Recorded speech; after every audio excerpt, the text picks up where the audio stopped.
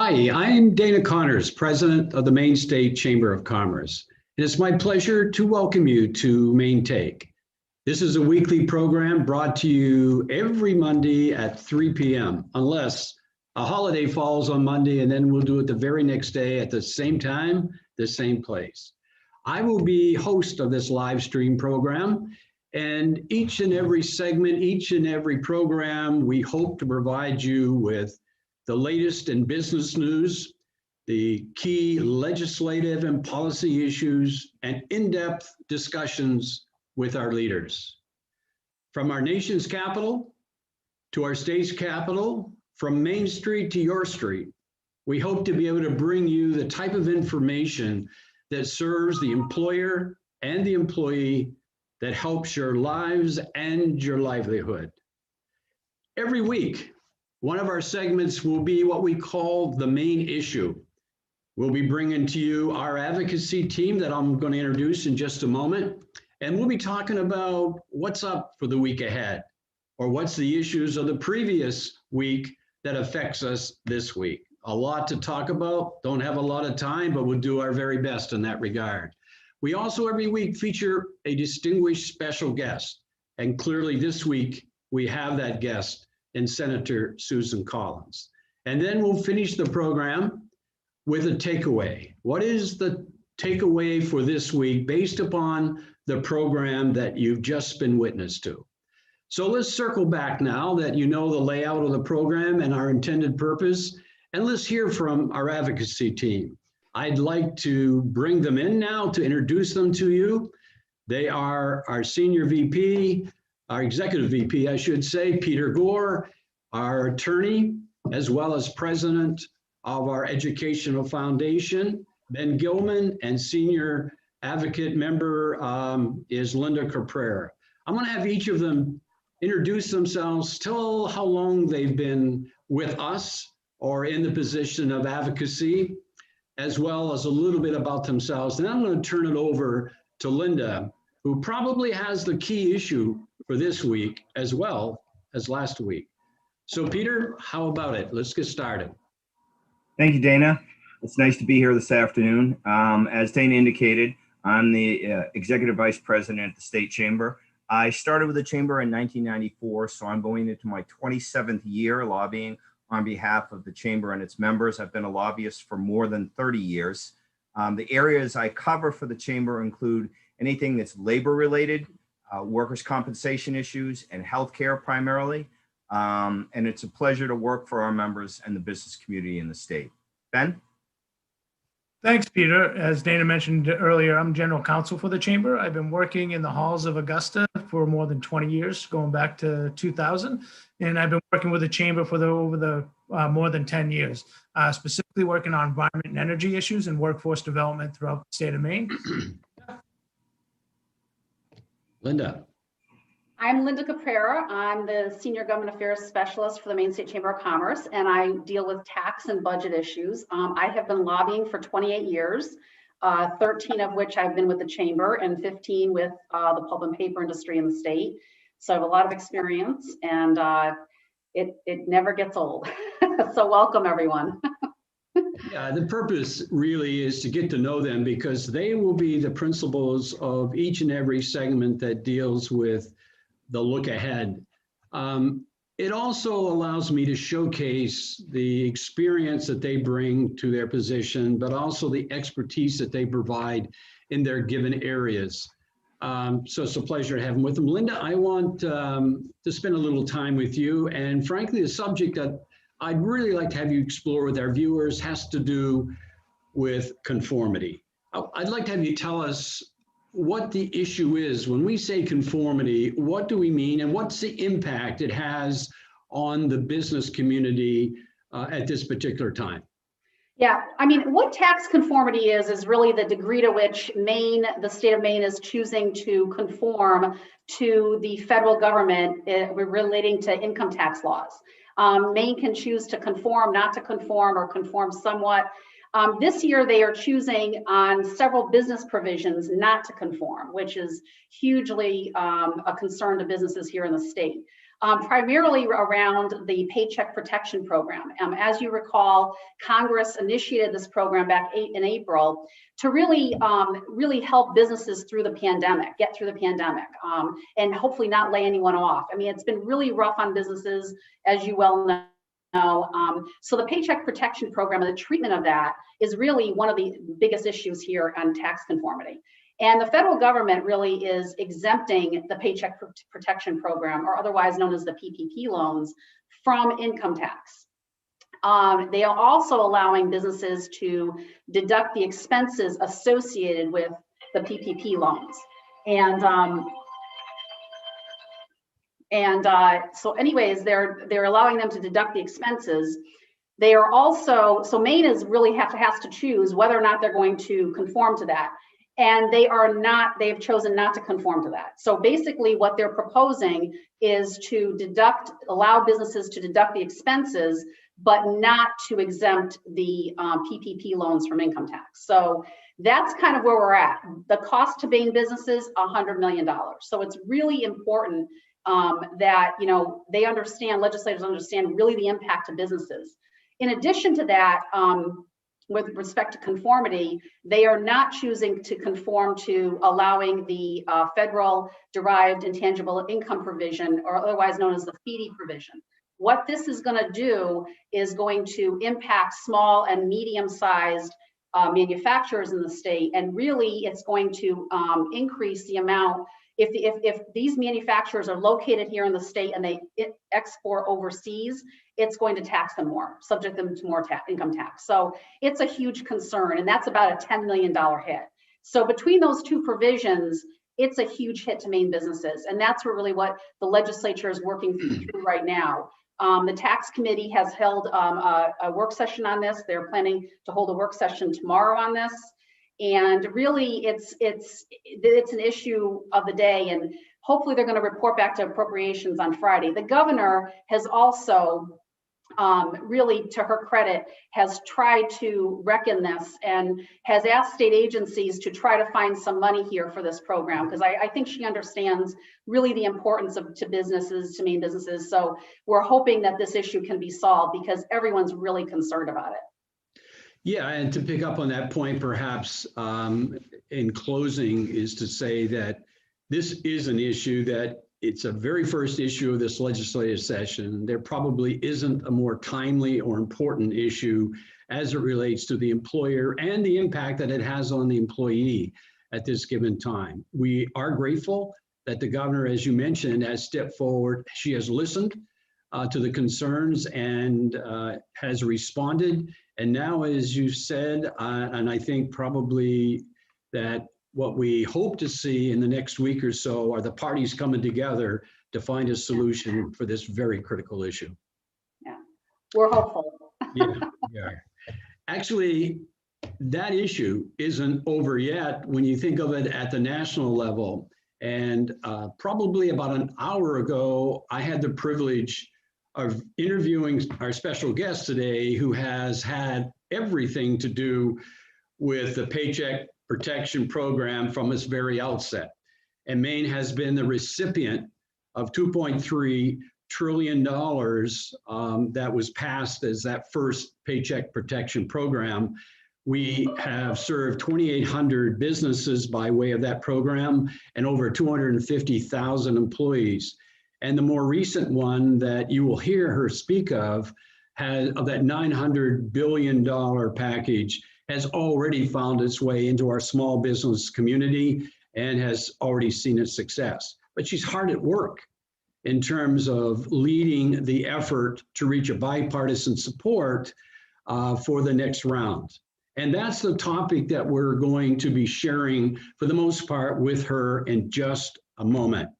But let me also tell you that it is really pretty something special when the president reaches out to someone like he did, to Senator Collins, invited them, all 10 of them, to the White House, the first official meeting at the White House, which will take place today at 5 o'clock. and something that we're all anxious to hear the results of. So with that, let's tee up that recording and hear what our senator has to say. Our first guest for our first program on Maine Take is a very special guest to us here at the State Chamber, the people of Maine, but I would also add probably the rest of the country because of her outstanding leadership on all stimulus packages, particularly as it relates to her leadership on the PPP program. That person, of course, is Maine's U.S. Senator Susan Collins. Senator Collins, thank you so much for being with us today. We know your time is precious, but we are grateful for every minute you give us. Thank you so much, Dana. You and I have worked together for a long time, and it's always a great pleasure to join you. And I'm very flattered to be one of your first guests on the Maine Take. I'm sure it's going to be great. I know we have an exclusive here today, and thank you for that. I do want to jump right into the PPP program, but before I do that, I would be remiss if I didn't take us back, probably to you, it seems like 3 years, but it's really only 3 months. I say 3 years because of all the things you've had to do since being reelected. But you know, the election on November 3rd wasn't a high praise or confidence as it related to polling or negative ads, but it sure was a vote of confidence for what really matters. And that was your service over 24 years as a U.S. Senator to the people of Maine. The people saw through all of those negative ads. They respected a service that has been outstanding to them. And I think that reaped the rewards of something that most people should take note of, and we sure do here in Maine. So with that, I congratulate you. It's a major, major victory. Thank you so much, Dana. I'm very grateful for those generous words and for the vote of confidence that the people of Maine gave me. It is a tribute to the people of Maine that they were able to focus on the facts, and I'm grateful to have the opportunity to continue serving them. And I think that brings us to what's going on in Washington today. Yes, give us the inside scoop, if you would. Well, as you know, I was very involved in putting together the $900 billion package that President Trump signed into law on December 27th. That's just a bit over a month ago. And a lot of that money has not yet been dispersed, but an important part is an extension of the Paycheck Protection Program, of which I was the chief architect, that provides forgivable loans to small businesses, to certain nonprofits, to allow them to continue to pay their employees and keep that bond intact. This has been particularly important in the hospitality industry. Well, the first 2 rounds of PPP brought $2.3 billion to Maine, to 3 out of 4 of our small businesses, and helped to secure some 250,000 jobs. But as you know from your members, and as I know from talking to people all over the state, a lot of our businesses, particularly in the hospitality industry, need additional help. So in December, part of our stimulus package included another round of PPP so that businesses with under 300 employees who can show a revenue loss of 25% from one quarter of 2019 to 2020 would be able to get a second loan. And I've had so many small businesses tell me that the first PPP forgivable loan was a lifeline and kept them alive, but they're now teetering again. That only fully opened on January 19th. The first couple of weeks were reserved for very small lenders and very small borrowers. And now that it's opened up, we're seeing the demand really is strong, and SBA is predicting that we could be out of this tranche of money in mid-March. So I certainly want to make sure that we have additional assistance in the package that's under consideration now. So if as we understand it, you are leading a group of 9 other Republican senators in the spirit of unity, trying to reach an accord, a bipartisan agreement on the next edition, if you will. That meeting at 5 o'clock, we'll be all waiting with bated breath, as they say, to see the results of that for the very reasons that you mentioned. There is still a tremendous need out there. We recognize that there is a significant difference between what President Biden is proposing at 1.9 trillion and what the 10 of you are proposing at 600 billion. Can you enlighten us a bit about the difference between the two? Sure. First, let me say that you're absolutely right that 10 of us will be going to the White House at 5 for a meeting with President Biden. He called me yesterday and asked me about setting up a meeting. I was on my way to the airport in Bangor when his call came through. I would note this is the 3rd call I've had from President Biden since the election. I know him well. I worked with him closely when he served in the Senate and when he was vice president. And I think he has confidence that I will work in a bipartisan way with him. There are a lot of opposing forces that don't want him to work in a bipartisan way, but boy, for the good of our country and to get a package actually through the House and the Senate, it's important that we try to find common ground. So there are areas of agreement, and let me give you one of those. We each agree that there should be $160 billion to beef up the vaccine and the testing programs, both production and distribution, because that's essential to reopening our economy. In order to do so, however, we feel that there should be more assistance to our healthcare providers, our hospitals, with a set aside for our rural hospitals. I've talked to hospitals in rural areas of our state and in Lincoln, for example, and they have told me that while they get the vaccine for free, that the federal government is not covering their costs of administering it. And I think we need to do that. So that's one change that we'll propose to the president in that overall package. Another area that is controversial is how much aid do we provide to schools, to local governments, to state government. As you know, Maine received $1.25 billion in one of the earlier rounds in the CARES Act. And one of the issues that we have nationwide is the money that, even back to the March CARES Act, there's still money left to be dispersed and spent.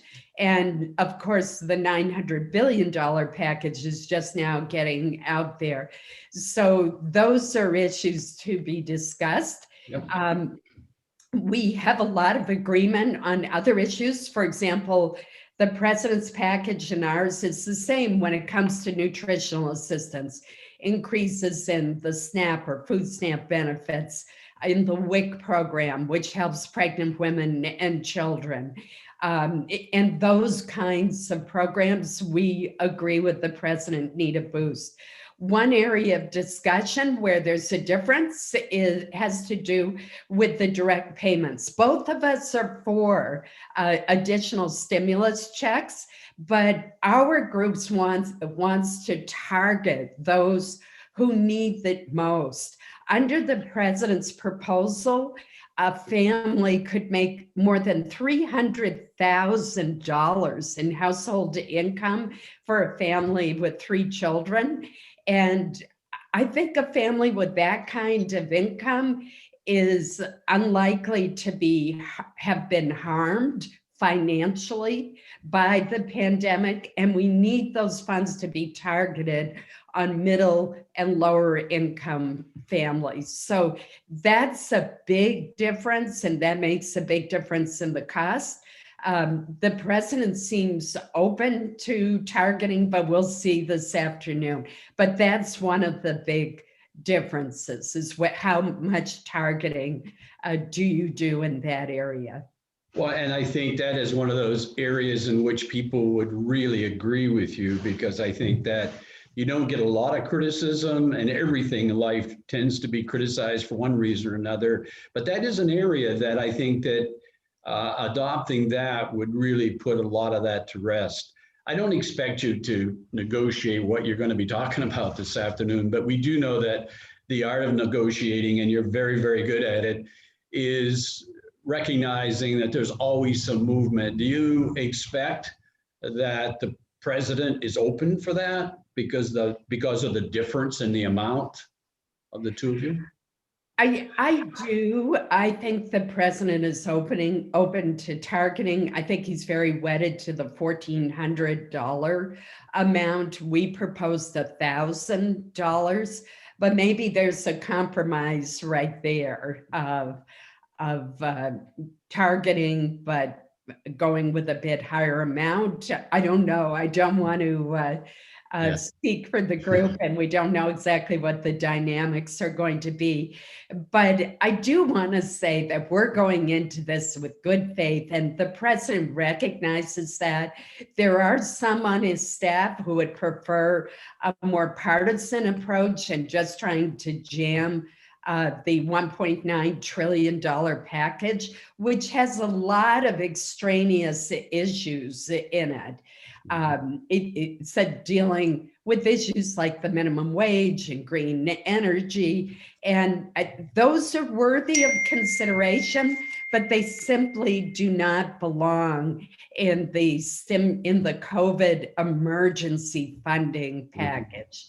So I hope that's an area where we can convince the president that we can turn to those issues later, but we should try to arrive at a package where we can get help to struggling families, to small businesses that are teetering on the brink, to our healthcare providers, to our testing and vaccine programs. We should try to get that money out of the door fast, because that's an area where there is agreement and some unmet needs, despite the rather considerable, I mean, we're talking billions and billions of dollars that have yet to be spent. So we need to be mindful of that as well. I think you said it well, as you always do, and I'm so appreciative of your time. There's so much more we could talk about, from the infrastructure package to what's going to happen in terms of the censure versus impeachment. But I do want to say this in the minute that I have left with you, again, with appreciation for the time you have afforded us. But, you know, we've lived through a time in which divisiveness has been the word of the day. And I am frankly quite encouraged by what I'm hearing, what I'm seeing. You and your coming out of this election, you and your approach to this new time that we're in, this opportunity it represents, the Common Sense Coalition, the 10 of you reaching out against the will of the other party that wants to rush it through to seek that important bipartisan support, which we all embrace, but also your relationship, you referenced it earlier, with President Biden. And it seems that you would know this better than I, or probably most people, but his reputation is one of listening and trying to work things through. All of that says something that we've all been waiting for a long time. The word unity rings more evident today than probably any time in the recent past, and we're encouraged by that. Well, thank you, Dana. I'm very encouraged by that as well. I was, ironically, the only member of the Maine delegation who attended the president's inauguration in person. I had a very good seat and was able to hear his speech, which I thought did touch on the right themes. And I look forward to working with the new administration. And I want to tell you and all your members how much I value working with the Maine State Chamber. You do a terrific job in making sure that I fully understand the business community's views on important issues and also the economic consequences for our great state. So I'm very grateful for the input, advice, and insight that you always provide. And Senator, we are so grateful for you, your leadership, your service, your commitment to our state. We look to the future with great hope, and you are a major reason for that. So thank you for being with us. We look forward to talking to you again very soon.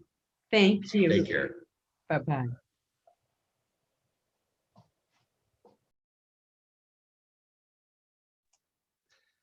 As I tried to say, that was our interview, and I hope you agree with me that we have in Senator Collins, a tremendous leader that looks out for us, and she was very gracious with her time to give us the opportunity when we all know how busy she is at this very time. On our takeaway portion today, as I think about and reflect on what we've heard, what has been discussed, and even though the coronavirus, COVID-19, the pandemic has not been the center theme of this program today, it's always with us, and it has been for some time. And you know, I find that you wouldn't think that they would have anything in common, but I would suggest to you that they do. I think they offer us some real life lessons that apply both to the pandemic, but also to policy, major issues of challenge before us today, the past, or even the future.